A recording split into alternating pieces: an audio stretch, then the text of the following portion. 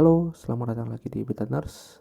Jadi pada kesempatan video kali ini saya ingin membagi pengalaman saya berdasarkan ujian SKB pada tanggal 21 September kemarin. Jadi pada tanggal 21 September kemarin itu saya mengikuti formasi CPNS untuk ujian SKB untuk penempatan di puskesmas.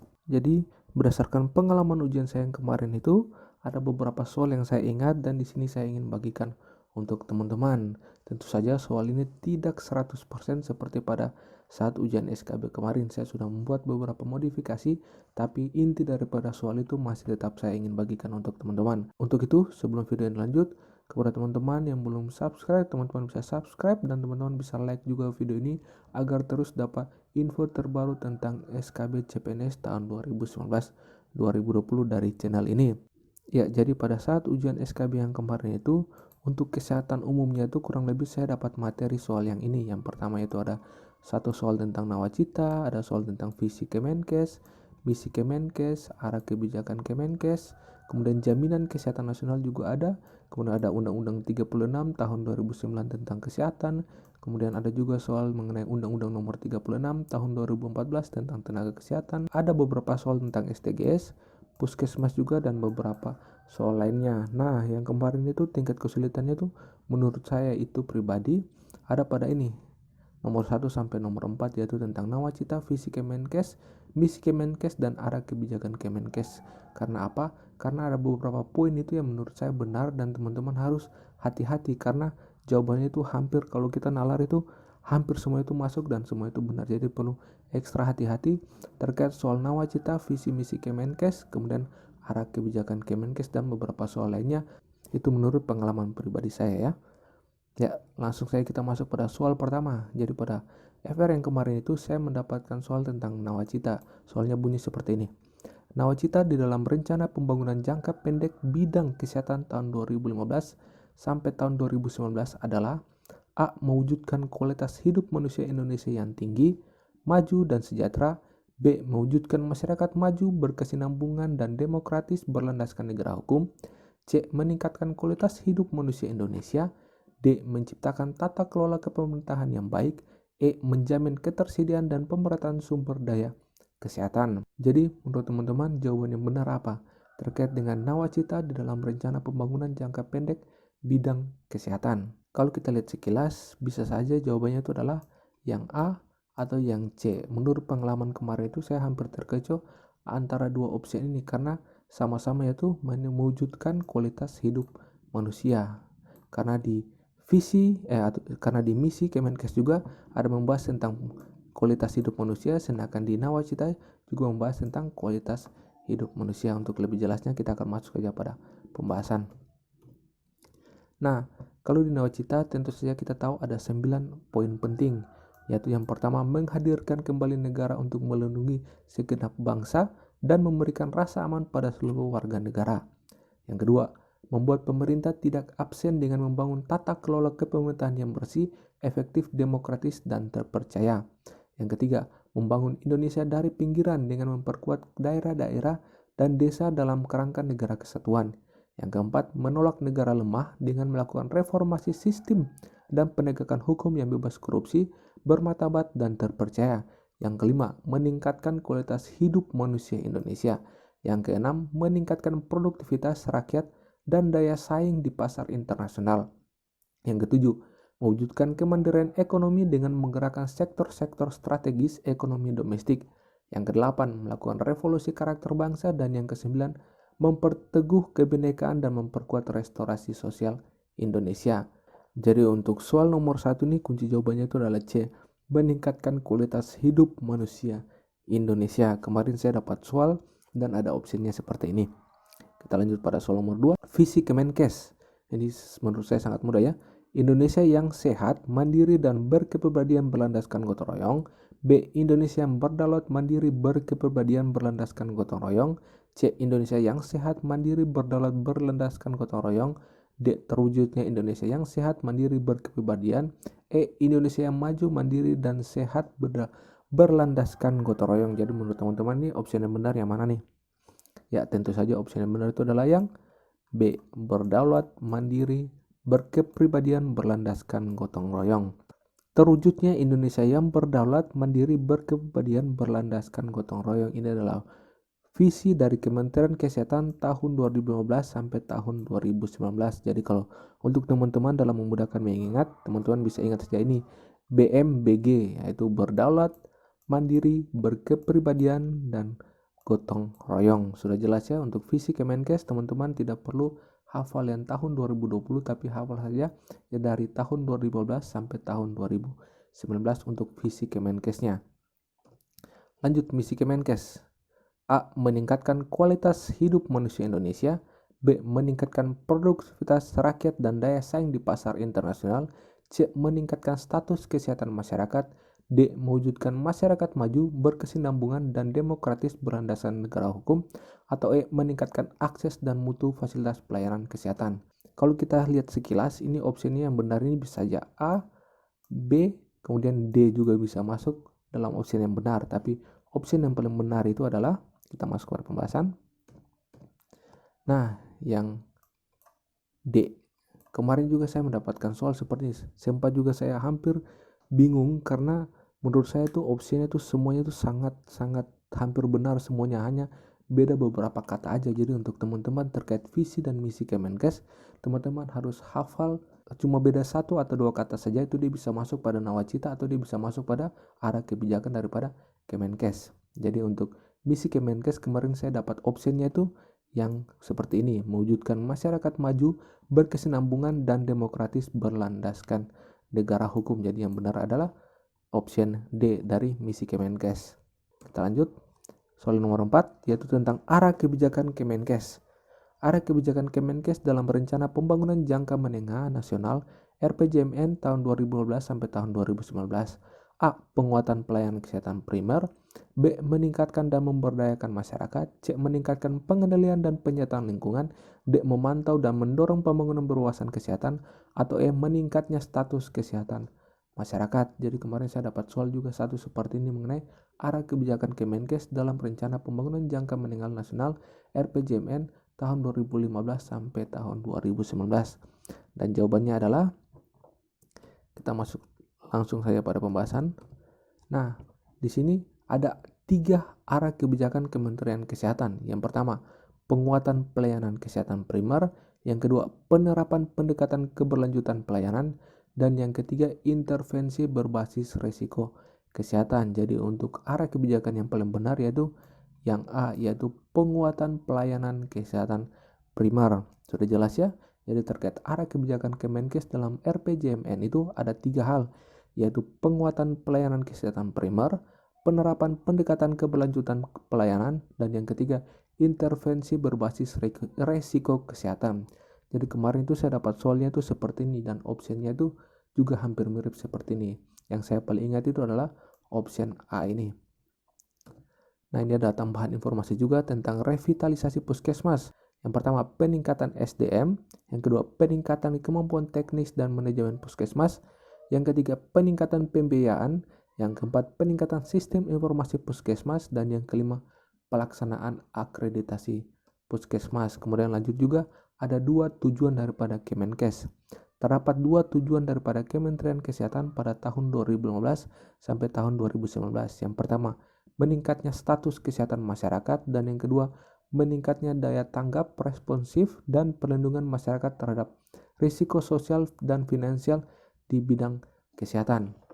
Jadi sudah jelas ya untuk terkait arah kebijakan Kemenkes ini, yaitu mengenai 3 poin ini, yaitu penguatan pelayanan kesehatan primer, penerapan pendekatan keberlanjutan pelayanan, dan yang ketiga, intervensi berbasis risiko. Jadi kalau ada soal-soal yang seperti ini, teman-teman bisa langsung menjawab yang A, tentang penguatan pelayanan kesehatan primer. Sudah jelas ya? Nah, ini terkait referensinya ini saya ambil dari sini, Rencana Strategis Kementerian Kesehatan tahun 2015 sampai tahun 2019. Untuk linknya nanti saya taruh di deskripsi untuk teman-teman bisa membacanya lebih jelas lagi. Kita lanjut. Nah, kemarin itu saya dapat 2 soal tentang jaminan kesehatan nasional, yaitu yang pertama, PP nomor 12 tahun 2013 ini terkait apa? A. Kewajiban rumah sakit dan pasien. B. Jaminan PBI. C. Tenaga kesehatan. D. Jaminan ketenagakerjaan. Atau E. Jaminan kesehatan. Sudah jelas ya, karena ini terkait jaminan kesehatan nasional, maka jawabannya itulah jaminan kesehatan. Kemudian yang berikut saya dapat soal juga tentang kepanjangan dari JKN. Kita sudah tahu bersama ya, kepanjangan dari JKN yaitu adalah jaminan kesehatan nasional. Jadi kemarin itu saya dapat 2 soal tentang jaminan kesehatan nasional. Sudah jelas ya? Kita lanjut lagi. Nah, kemarin saya mendapat 2 soal tentang Undang-Undang Nomor 36 Tahun 2009 tentang kesehatan.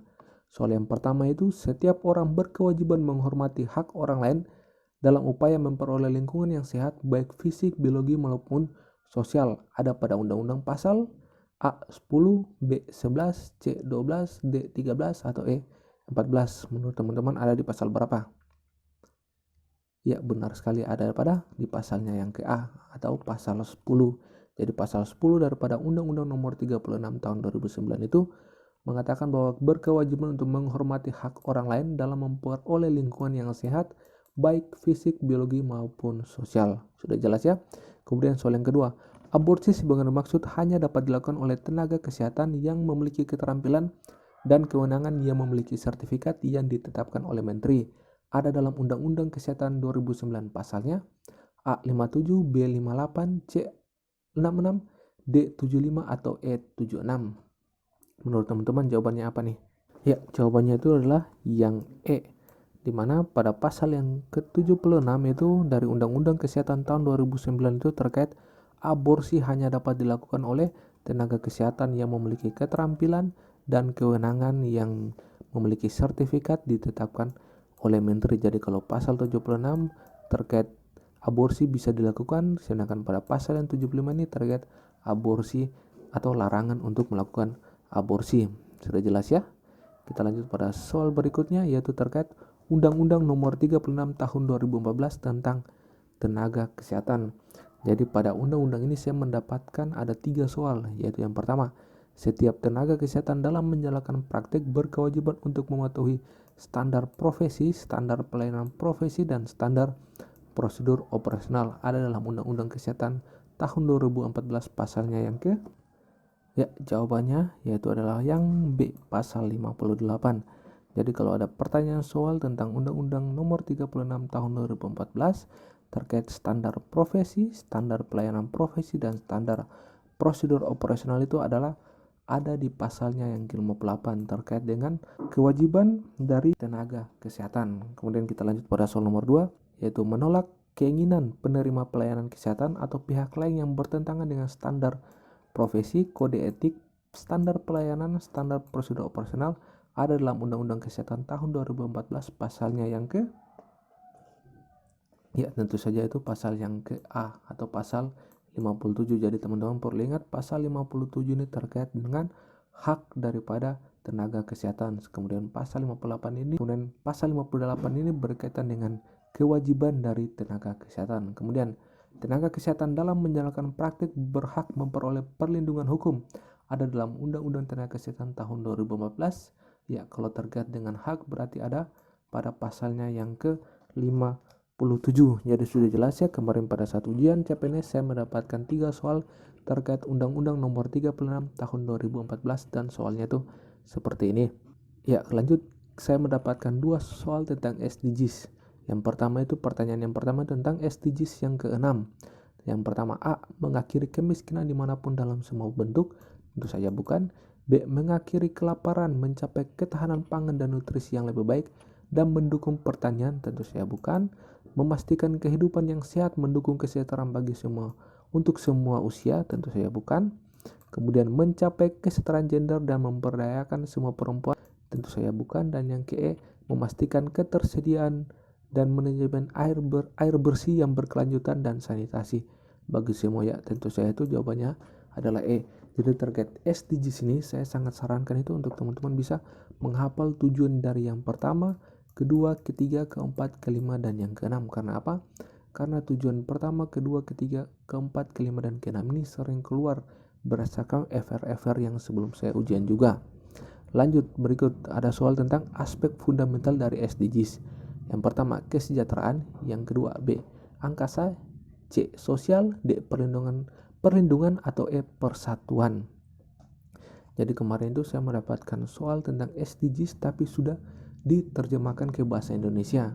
Dan menurut saya itu jawaban yang paling dekat itu adalah yang A, tentang kesejahteraan, karena dia berkaitan dengan prosperity atau bagian ketiga dari aspek fundamental. Ya, kita lihat betul prosperity atau kemakmuran. Kalau saya cari di Google, prosperity itu memiliki arti yang pertama bisa kemakmuran, yang kedua juga bisa berarti kesejahteraan. Jadi pada saat ujian CPNS yang kemarin itu saya mendapatkan opsinya yang A, kesejahteraan terkait dengan aspek fundamental dari SDGs. Lanjut terkait puskesmas.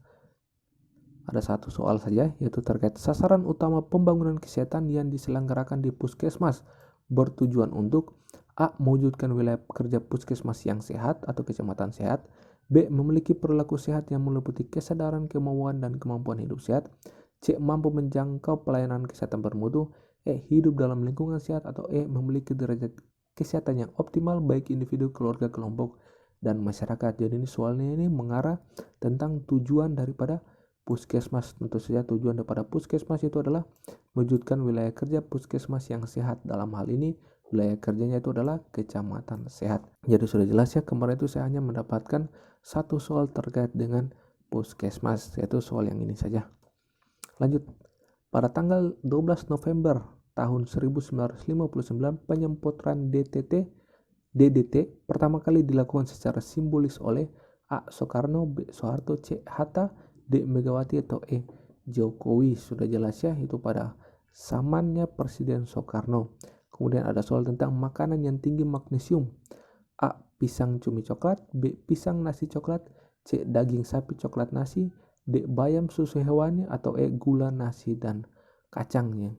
Menurut saya itu jawaban yang paling benar itu adalah yang A. Pisang, cumi-cumi, dan coklat. Ya, itu adalah beberapa FR dari SKB CPNS saya yang kemarin untuk kesehatan umumnya. Ada juga beberapa FR yang lain, tapi menurut saya ini FR-nya itu pasti teman-teman sudah ketahui, yaitu yang pertama itu ada soalnya mengenai peningkatan status rumah sakit atau akreditasi rumah sakit. Itu ada pilihan dan pasal undang-undangnya. Menurut saya itu opsi itu sangat jelas sekali, nanti teman-teman sudah bisa menjawab. Kemudian ada soal tentang temukan anak mata merah, nafsu makan meningkat, dan lain-lain. Pilihannya itu ada ganja, heroin, teman-teman juga pasti sudah tahu. Kemudian ada soal tentang KB yang efektif. Kemudian ada soal juga tentang manfaat ekonomis imunisasi untuk anak. Kemudian yang kelima, manfaat KB untuk keluarga. Yang keenam ada soal tentang universal percussion. Kemudian ada makna cuci tangan pakai sabun. Kemudian ada soal juga tentang program promotif dan preventif yang ada di BPJS. Kemudian ada soal juga tentang tahap rehabilitasi narkotika. Dan yang 10 ada soal tentang model promosi kesehatan. Jadi itu adalah beberapa FR untuk kesehatan umumnya. Saran saya bagi teman-teman yang belum ujian, teman-teman harus lebih jeli lagi untuk soal-soal terkait visi, misi, kemudian arah kebijakan daripada Kemenkes.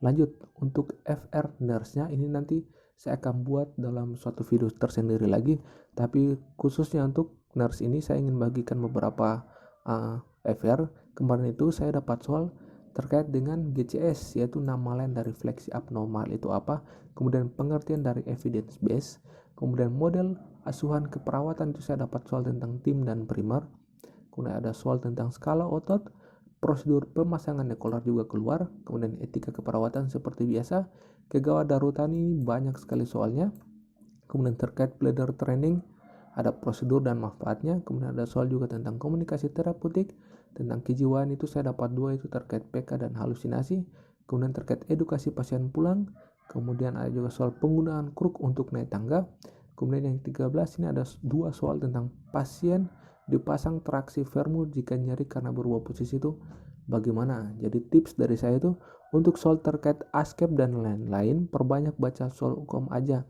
dan hati-hati kadang informasi di soal sangat sedikit untuk mengetahui jawabannya. Penting untuk berpikir sesuai dengan keadaan di soal, bukan dengan pengalaman di dunia nyata.